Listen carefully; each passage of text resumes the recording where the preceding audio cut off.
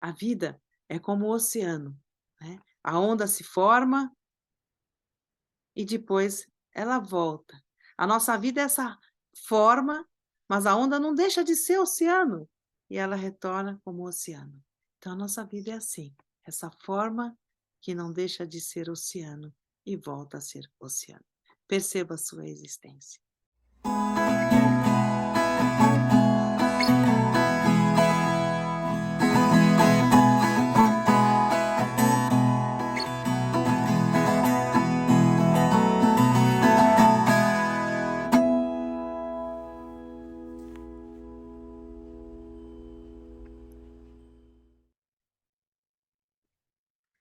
Bem-vindo, bem-vinda ao YouTube do Zen do Brasil, com o trabalho que a gente está realizando aqui, nós estamos realizando, de passar para vocês histórias zen, contos zen, parábolas zen, histórias enigmáticas, histórias que trazem para nós uma mensagem, muitas vezes divertida, muitas vezes, assim, preocupante, muitas vezes nos deixam totalmente sem qualquer noção do que está se querendo dizer, né. Que são essas histórias, também conhecidas como koans. Faz a gente coçar a cabeça, pensar: "Mas que histórias são essas, né?". São os koans. Eu estou tirando essas leituras desse livro de Monja Koiroshi, né, 108 contos e parábolas orientais, né? São históricas, são clássicos dos mestres Zen. E esses clássicos, histórias, são passadas aqui, algumas delas, porque são muitas, Monja Coen definiu 108, porque talvez ela tenha pensado nos 108 portais, né? Da nossa mente, que a gente precisa se libertar e compreender e se comprometer. Enfim, 108 contos e parábolas, que são koans clássicos antigos, né? E que são histórias bem típicas e características, onde o ensinamento de Shakyamuni Buda é passado às pessoas por meio didático muito rico. E o que tem de mais incrível nessas histórias, que muitas vezes nós não compreendemos, tem a intervenção, né, de Monja Coen Roshi, quando ela intervém explicando para nós esses contos, com a generosidade que ela tem, como uma grande mestra, nos explica esses contos. Então, cada momento, cada encontro aqui é um dos contos que nós estamos lendo, informando, explicando, refletindo todos juntos aqui com as palavras de Monja Koen também. E eu queria ler, eu vou dar continuidade, eu sou a Monja Reishin e estou desenvolvendo esse trabalho aqui, tentando desenvolver esse trabalho, espero que vocês apreciem. Qualquer dúvida, qualquer problema, qualquer sugestão, ou mesmo perguntas, coloque aí na parte do YouTube, né, nos comentários, e vocês podem também encaminhar essas questões e dúvidas, que nós estaremos vendo isso e respondendo a você, tá bom? Mas eu gosto muito do prefácio também, eu vou ler o conto rapidinho, mas eu só queria contextualizar para vocês um pouquinho, quando é legal adquirir esse livro, que ele é um livro muito bacana para a gente ter na cabeceira. Cada dia você pode acordar, abrir, ler, ver, puxa, o que esse koan, o que essa parábola tem a ver com o meu dia hoje? Não faço a mínima ideia. O dia nem começou, mas leia, que de repente vai ser a lente dos seus óculos, né? Vai ser o olhar especial que você vai dar para o seu dia a dia. Começa assim: as histórias aqui recontadas são verdadeiras. Episódios vivenciados por praticantes e monásticos, preservados em livros e anais da Índia, China e Japão. Alguns deles são chamados de koans, que literalmente significa proclamação pública, como quando o imperador mandava fixar em praça pública seus éditos imperiais. É uma proclamação pública, olha. Durante o processo de prática espiritual, os koans têm sido usados para facilitar o rompimento entre as ideias da realidade e a própria realidade. Não é assim que a gente funciona. A gente, antes de viver a realidade, a gente cria ideias sobre a realidade. Por isso fica tão difícil, tão duro, tão sem graça, e às vezes tão problemático. Mas, enfim, continua aqui. Então, os koans têm sido usados para facilitar o rompimento entre as ideias da realidade e a própria realidade. É preciso vivenciar a vida e não apenas falar sobre a realidade, filosofar e muitas vezes se perder. Bom, aí segue, esse prefácio é muito bacana, que depois eu vou ler mais um pouquinho, se der tempo, hoje, mas vou ler só um parágrafo. Há pessoas que se consideram religiosas, mas que destratam pessoas, plantas e animais. Outras se dedicam à meditação e abandonam suas atividades de manutenção e sustentação da vida. A função dos mestres e das mestras, dos orientadores e das orientadoras é perceber quando e onde a pessoa que pratica está presa. O uso de koans ajuda a libertar o ser de suas próprias amarras. Então, é um recurso, esses contos, essas histórias, para que a gente perceba onde a gente está enrijecendo a realidade, onde a gente está pensando de uma maneira tão presa. E esses koans, essas histórias entram de uma forma em que a gente começa a olhar sobre novas perspectivas. Esse é o desafio. Essa é a preciosidade desses nossos encontros. Cada encontro, uma história, uma interpretação, uma leitura de Monja Coen Roshi, né? E você também fará a sua. Vamos dar continuidade assim? Nesse dia, vou ler para vocês Gokito, capítulo chamado Gokito. Que isso, monja? Gokito. Vamos lá? Tá pronto? Pronta? Sentadinho aí, sentadinha, para ouvir? Onde quer que você esteja. Tá bom? Vamos lá. Lembrando, né, que são pontos muito antigos. E ele sempre começa assim. Certa ocasião, um senhor foi visitar um mosteiro zen e pediu ao abade, o abade é o grande responsável, né, do mosteiro. Mestre, venho pedir uma prece para mim, um gokito de longa vida. Então, gokito é uma prece, né, especial. Tenho visto a morte levar muitas pessoas conhecidas e próximas. Sei que também deverei morrer um dia. Portanto, por favor, faça um gokito para eu viver por muito tempo. Então, ele veio pedir essa prece para o abade, né? Muita gente está morrendo, eu quero viver um pouquinho mais, não é assim? Deixa eu ver esse óculos aqui. De acordo. Fazer um gokito para viver muito tempo não é difícil. Quantos anos o senhor tem? Aí ele respondeu assim, apenas 80. Aí o abade fala, ainda é jovem. Diz um provérbio japonês que até os 50 anos somos como crianças e que entre 70 e os 80 precisamos amar. Respondeu ele, concordo plenamente. Então o senhor me fará o gokito? Aí ele pergunta, até que idade o senhor quer viver? Aí ele responde, né? Por mim, basta chegar até os 100 anos de idade. Seu desejo, na verdade, não é muito grande. Para chegar aos 100 anos, só precisa viver mais 20. Não é um período tão longo assim. E, sendo o meu gokito mais exato, sua morte será exatamente aos 100 anos, hein? Amedrontado, o homem falou, não, não, melhor orar para que eu viva 150 anos. Atualmente, tendo chegado aos 80, já viveu mais da metade do prazo que deseja. A escalada de uma montanha exige grande soma de esforços e tempo, mas a descida é rápida. A partir de agora, seus derradeiros 70 anos passarão como um sonho. Nesse caso, peço para viver 300 anos. O monge respondeu, como o seu desejo é pequeno. Somente 300 anos. Diz um provérbio antigo que os grus, quem são os grus? São aves de cerca de 1 metro de altura.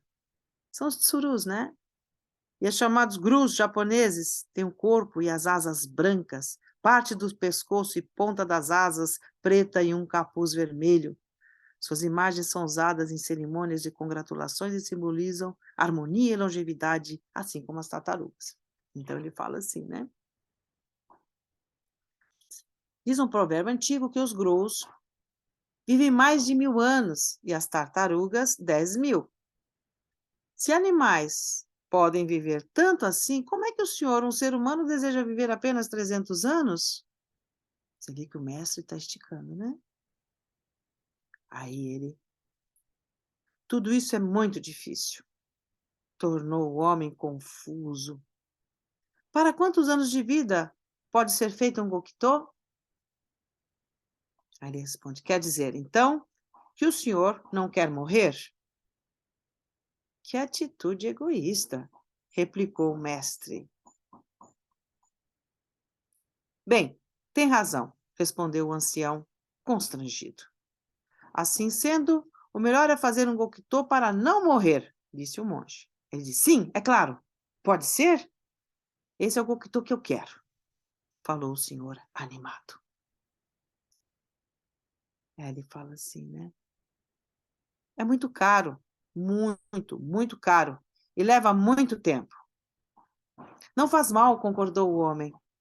E o mestre então disse a ele, começaremos hoje, entoando apenas o Makaranya Haramita Shingyo, que é o Sutra do Coração da Grande Sabedoria Perfeita, né? Em seguida, todos os dias, o senhor deverá vir aqui fazer zazen no templo. Pronunciarei, então, palestras em sua intenção. Então, vem aqui todos os dias. Dessa maneira, de forma suave e indireta, o monge conseguiu fazer com que o homem deixasse de se preocupar com o dia de sua morte. E o conduziu à prática dos ensinamentos do Dharma de Buda. Eu vou ler mais uma vez. Dessa maneira, de forma suave e indireta, o monge conseguiu fazer com que o homem deixasse de se preocupar com o dia de sua morte e o conduziu à prática dos ensinamentos do Dharma de Buda. Esse meio hábil dos mestres Zen. Essa é a história. Esse é o Koan de hoje, Gokito. O que ele está querendo nos dizer? E agora eu vou trazer as palavras de Monja Koen Roshi sobre esse conto. Gokito é uma prece feita para as coisas da vida humana. Diferentemente das orações fúnebres ou em memória de falecidos, o Gokito é rezado bem alto e rápido, geralmente acompanhado por tambores e sinos fortes. É muito, muito bonita essa cerimônia para quem nunca ouviu e possa e queira participar. Nós fazemos, né, em algumas datas no Zen do Brasil no templo. Então, o Gokito é rezado bem alto e rápido, geralmente acompanhado por tambores e sinos fortes. Usam-se os 600 volumes encadernados do Daihannya Haramitsu, o Sutra da Grande Sabedoria Perfeita, que são revolvidos por vários monges simultaneamente, enquanto o oficiante principal... Bonito, né? Aqui tem latido de cão e cigarras, porque vai chover. Esse diálogo, né, da natureza, enquanto a gente está aqui. É o Gokito da natureza, né? O Gokito da natureza. Que não faz para alguma coisa, ela é a expressão dessa coisa. Interessante, né? A cigarra, ela não está fazendo esse barulho para chamar a chuva. Ela é a sensação da chuva chegando.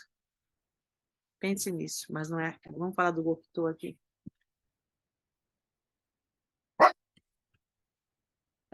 Então, usam-se 600 volumes encadernados da Daihannya Haramitsu, Sutra da Grande Sabedoria Perfeita, que são revolvidos por vários monges simultaneamente, enquanto o oficiante principal revolve um dos volumes especiais. Isso é muito bonito, isso acontece nos nossos tempos.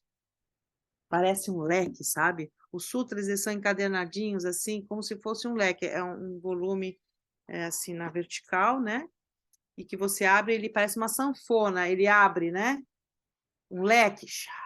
Só que são várias páginas, só que ele não está preso embaixo, então ele abre, né? Mas a gente abre assim. E aí, quando faz o Gokito, você faz assim, abre essa primeira parte, aquelas páginas todas que são em leque, elas se abrem, e depois você volta, aquelas páginas todas vão se batendo. Trrr, aí faz assim, abre outra parte, faz assim. Brrr, é lindo. E vai saindo aquele vento, e aquelas palavras, a gente diz, vão passando todo para o ar, para o cosmos, né? As palavras da sabedoria se espalham. É muito bonito. Então, usam-se 600 volumes encadernados do Daihannya Haramitsu, Sutra da Grande Sabedoria Perfeita, que são revolvidos por vários monges simultaneamente, enquanto o oficiante principal revolve um dos volumes especiais. Ao final, pede que tudo de nefasto seja afastado para que o solicitado pelos fiéis possa vir a acontecer. Então, chega para lá, né? É um chega para lá, né? Que se faz nessa cerimônia. São rituais fortes. E há algum tempo, especializados no Japão, como no mosteiro da Yuzansai Joji, onde meu mestre de transmissão, Yogo Roshi, foi abade, pude ficar alguns meses nesse mosteiro e aprendi a fazer o Gokito com todos os monges de lá. Então, é uma característica de alguns mosteiros, esse aqui de Daiyuzan Joji. Estivemos lá. Uma exceção para o meu mestre Abril, visto ser um mosteiro masculino, onde até então as monjas não subiam na plataforma em que o Gokito é realizado. Então, Monja Koen-Roshi foi uma exceção ao participar dessa cerimônia, né? Porque é um mosteiro predominantemente masculino. Essas são as características especiais do seu mestre Yogo Roshi. Bom, as monjas não subiam na plataforma em que o Gokito é realizado. Ficavam sentadas próximo às pessoas laicas. Aí, precisei me esforçar muito recitando sutras com grande rapidez, como de um só fôlego, para oferecer essa energia aos pedidos dos que vinham ao templo. Energia focada, energia colocada. Na história acima, o senhor de 80 anos está com medo de morrer. Apegado ao seu corpo e à vida, vem solicitar ao abade que faça uma reza forte para que viva eternamente. A gente não tem isso também? Bom, enfim, ele estava bem agulhado, né? Bem aflito, preciso viver, não quero morrer. O abade, usando de sabedoria, tenta fazê-lo perceber a insensatez de seu pedido. Em vão. Então usa o meio expediente caridoso. Vamos orar e meditar, estudar os ensinamentos, e sua vida será eterna. Vamos meditar, estudar os ensinamentos, e a sua vida será eterna. Que bonito!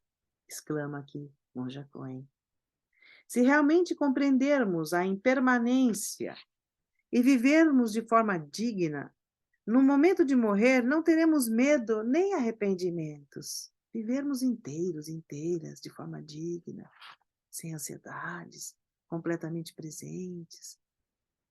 Buda, aos 80 anos de idade, adoentado, caminhava com seus alunos em direção ao reino onde nascera, quando teve de parar e fez seu último sermão. Né? Foi o parinirvana de Shakyamuni Buda aos 80 anos, quando ele entrou na grande paz, nesse momento aqui, que ele fez seu último sermão. Interessante eu estar lendo isso hoje.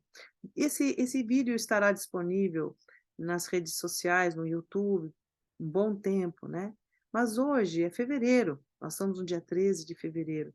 Você deve estar ouvindo isso, sei lá, em que dia do ano, né? Em que condição, mas saiba que esse vídeo está sendo gravado no dia 13 de fevereiro de 2023, e dia 15 de fevereiro nós lembramos o Parinirvana de Shakyamuni Buda. Fevereiro é o mês que ele entrou em Parinirvana. A Sotoshu, a Sotozen, reconhece datas principais do budismo. Isso é uma característica da nossa escola pelos estudos realizados pelas nossas universidades no Japão. Dia 15 de fevereiro é o dia que se diz o Parinirvana de Shakyamuni Buda. Então, muito auspicioso estar lendo isso hoje aqui com vocês. Esse Koan, essa história. Buda, aos 80 anos de idade, adoentado, caminhava com seus alunos em direção ao reino onde nascera. Quando teve de parar, e fez seu último sermão. Orientou seus discípulos a se manterem firmes nos votos e nos princípios dos ensinamentos. E, ao final, ele disse: quem não se alegra em se libertar dessa coisa chamada corpo? Há um momento para viver e um momento para morrer. Embora saibamos que em cada instante inúmeras formas de vida nascem e morrem, bem como células em nosso corpo, há o momento da morte, do despedir-se deste corpo, dos relacionamentos.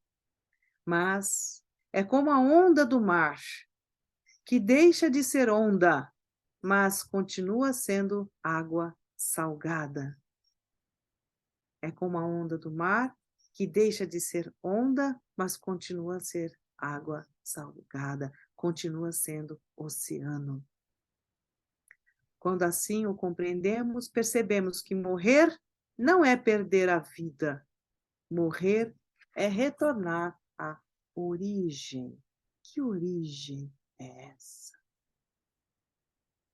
Retornar à nossa verdadeira natureza. E viver aqui agora é perceber e acessar a nossa verdadeira natureza. E aí não teremos mais medo, nem apego a essa questão que nos pega profundamente, que é a morte, o medo de morrer. Por isso as religiões estão aí, né? Muitas vezes, para que nós possamos entender qual é o sentido da vida.